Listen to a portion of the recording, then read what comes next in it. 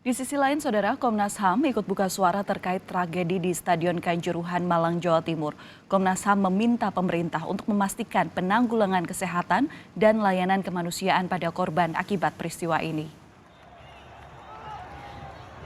Dalam keterangan resmi yang dirilis oleh Komnas HAM dalam akun YouTube-nya, Ketua Komnas HAM juga menegaskan agar polisi dapat mengusut tuntas tragedi yang memakan korban jiwa ini. Komnas HAM juga menyesalkan peristiwa ini, di mana tragedi Kanjuruhan ini bisa jadi peristiwa kelam sepak bola Indonesia. Komnas HAM juga akan mengirimkan tim pemantau investigasi ke lokasi kejadian terkait aspek hak asasi manusia pasca peristiwa ini.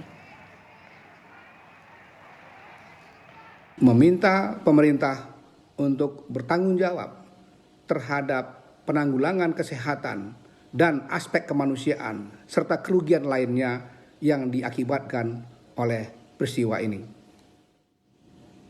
Kami juga meminta Kepolisian Republik Indonesia untuk melakukan pengusutan yang tuntas terhadap tragedi ini. Komnas HAM Republik Indonesia segera mengirimkan tim pemantauan untuk melakukan investigasi dari aspek-aspek hak asasi manusia terhadap peristiwa ini.